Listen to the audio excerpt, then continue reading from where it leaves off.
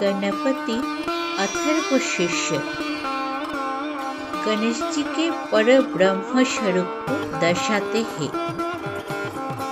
नीचे मैं सभी श्लोकों को क्रमबद्ध रूप में दे रहा हूँ, साथ में उनका शुद्ध हिंदी अर्थ भी। श्लोक 1। ओम नमस्ते गणपतये तमेव प्रत्यक्षं तत्त्वमसि तमेव केवलं कर्ता असि तमेव केवलं धर्ता असि तमेव केवलं हर्ता असि तमेव सर्वं खल्विदं ब्रह्मासि तं साक्षादात्मा असि नित्यम्। हे गणपति जी, आपको प्रणाम। आप ही प्रत्यक्ष ब्रह्म तत्व है। आप ही एकमात्र सृष्टिकर्ता है, पालक है और संहारक है। ये सारा जगत आप ही है।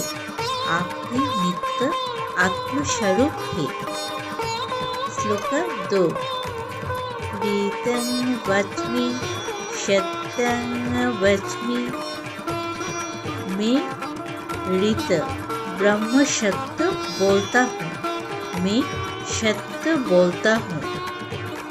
श्लोक 3। अवतं माम अववक्तारम् अवश्रोतारम् अवदातारम् अवधातारम् अवानुचानमवशिष्यम् अवपुरस्तात् अवदक्षिणात्तात् अवपश्चात्तात् अवोत्तरात्तात् अवोर्ध्वात्तात् अवाधरात्तात् सर्वतो मां पाहि पाहि क्षमन्तात्। हे प्रभु, मेरी रक्षा करो, मेरी वाणी की, मेरी श्रोता की, मेरे दाता और धारक की रक्षा करें। मुझे ज्ञान देने वाले और मेरे शिष्य की रक्षा करें। मेरी सभी दिशाओं पूर्व पश्चिम उत्तर दक्षिण ऊपर और नीचे से रक्षा करें। श्लोक 4। तं वाङ्मयस्तं चिन्मयो तमानन्दमयस्तं ब्रह्ममयो तं सच्चिदानन्द अद्वितीयोऽसि तं प्रत्यक्षं ब्रह्मासि तं ज्ञानमयो विज्ञानमयोऽसि। आप वाणी स्वरूप है, चेतनामय है, आनंद स्वरूप और ब्रह्म स्वरूप है। आप सच्चिदानंद स्वरूप अद्वितीय ब्रह्म है। आप ही प्रत्यक्ष ब्रह्म है। आप ज्ञान और विज्ञान स्वरूप है। श्लोक 5। सर्वं जगदिदं तत्तो जायते सर्वं जगदिदं तत्तस्तिष्ठति सर्वं जगदिदं तैलायं यास्यति सर्वं जगदिदं तै प्रतियोतिष्ठति तं भूमिरापनो लोयो नीलो नभो तं चत्वारि वाक्पदानि। ये संपूर्ण जगत आपसे ही उत्पन्न होता है, आपसे ही स्थित होता है और अंत में आप में ही लीन हो जाता है। आप ही धरती, जल, अग्नि, वायु और आकाश है। आप ही वाणी के 4 स्तरों परा, पश्यन्ति, मध्यमा, वैखरी के अधिपति है। श्लोक 6। तं गुणत्रयातीत तं देहोत्रयातीत तं कालत्रयातीत तं मूलाधारस्थित असि नित्यं तं शक्तित्रयात्मक त्वां योगिन ध्यायन्ति नित्यं तं ब्रह्मा तं विष्णुस्तं रुद्रस्तमिन्द्रस्तं अग्निस्तं वायु तं सूर्यस्तं चंद्रमास्तं ब्रह्मो भूर्भुवस्वरम्। आप सत्य रज तम तीनों गुणों से परे है, स्थूल सूक्ष्म कारण शरीरों से परे है, तीनों काल भूत भविष्य वर्तमान से परे है। आप मूलाधार चक्र में स्थित है। आप शक्ति के तीन रूपों इच्छा ज्ञान क्रिया के अधिपति है। योगीजन नित्य आपको ध्यान करते हैं। आप ही ब्रह्मा विष्णु रुद्र इंद्र अग्नि वायु सूर्य और चंद्रमा है। आप ही ओंकार में स्थित समस्त लोकों के ब्रह्म हैं। श्लोक 7।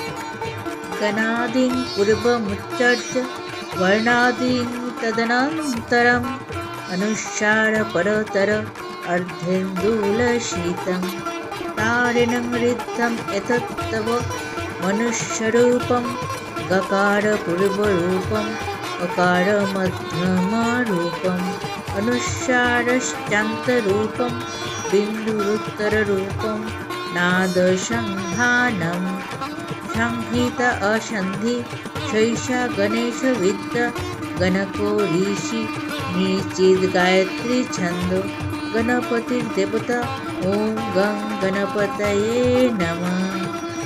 ये गंग बीज मंत्र गकार अकार अनुसार बिंदु गणेश का स्वरूप है। इसका उच्चारण ही गणेश विद्या है।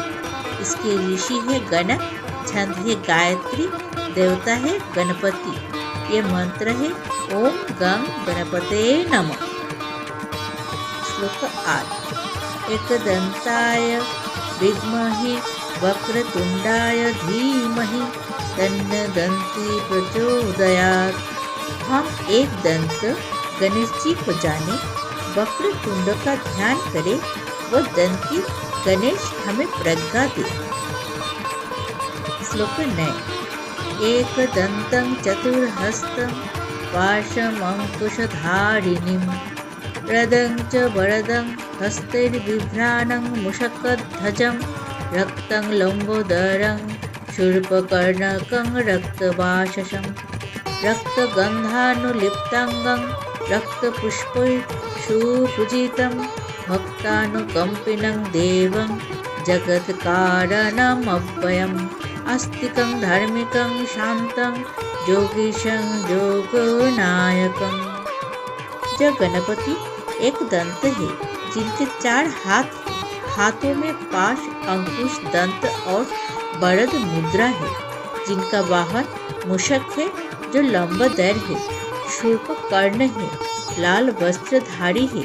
जिनका शरीर लाल चंदन से सुशोभित है।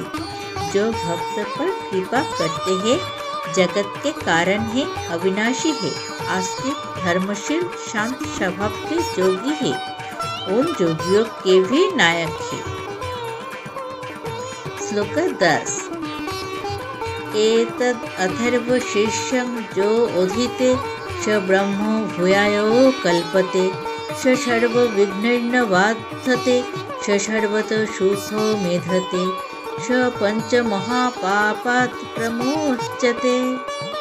जो इस अथर्व शीर्ष का पाठ करता है वो ब्रह्म रूप हो जाता है।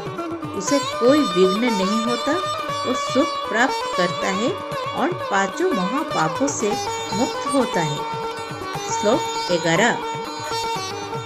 छायां पठन् छंदायां व्रजन् निघ्नान् प्रमुच्यते मध्याह्ने पठन् ज्ञानलाभं कुर्यात् प्रातरुत्थाय पठन् सम्पूर्ण व्रतमवाप्नोति।